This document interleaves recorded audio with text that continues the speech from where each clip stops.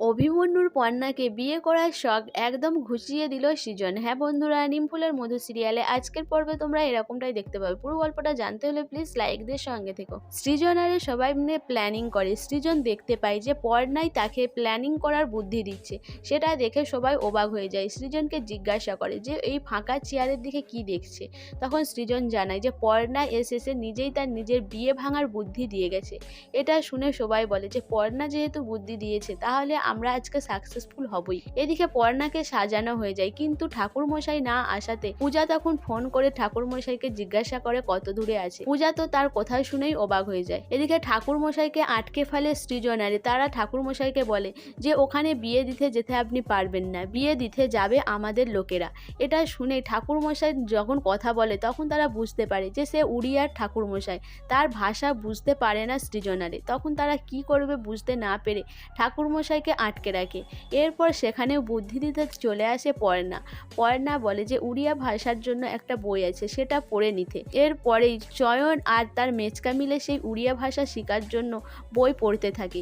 তখন সৃজন বলে যে এইভাবে যদি পড়ো তোমাদের কোনো কিছু হবে না, তোমার দিকে ধরেই ফেলবে ওই অভিমন্যু। সৃজন রুচিরা আর বর্ষাকে ফোন করে জিজ্ঞাসা করে যে ওই দিকের কি অবস্থা। তারা জানায় যে তারা সেখানে ছদ্মবেশে ঢুকে পড়েছে আর তার দিকে কেউ চিনতে পারেনি। এরপর সৃজন জানায় যে পর্ণার রুমে যেতে, পর্ণার রুমটা কিরকম আর কিভাবে ঢুকতে হবে সবকিছু যেন ভিডিও কল করে দেখায়। এরপর রুচিরা তার ফোনটা ভিডিও কল করে পকেটে রাখে। তারপরেই তারা পর্ণার রুমে যায়, দেখে পর্ণাকে সাজানো হয়ে গেছে। পর্ণাকে দেখে সৃজন অবাক হয়। পর্ণাকে দেখে সৃজন বলে যে পর্ণাকে খুব সুন্দর লেগেছে, আর অভিমন্যুর আগেই আমার সাথেই শুভদৃষ্টি হয়ে গেল পর্ণার। এরপর রুচিরা আর বর্ষা যখন ওখান থেকে বেরিয়ে আসবে তখন পর্ণা দাঁড়াতে বলে।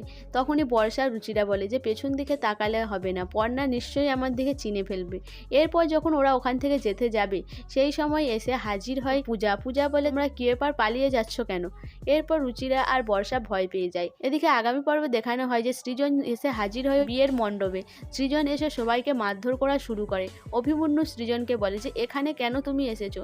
তখন সৃজন বলে যে পর্ণাকে বিয়ে করার শখ আজকে মিটিয়ে দেবো, পর্ণা শুধু আমার। এদিকে পর্ণা সৃজনকে দেখে কেঁদে ফেলে, বলে সৃজন তুমি এসেছো। সো বন্ধুরা, সৃজন কি অভিমন্যুকে মারধর করে পর্ণাকে নিয়ে ওখান থেকে পালাতে পারবে, না পর্ণাই সৃজনকে ওখান থেকে বের করে দেবে? তোমাদের কি মনে হয় অবশ্যই আমাকে কমেন্ট করে জানাবে। আর আমার ভিডিওটা ভালো লাগলে প্লিজ সাবস্ক্রাইব করে দিও আর লাইক কমেন্ট শেয়ার করো।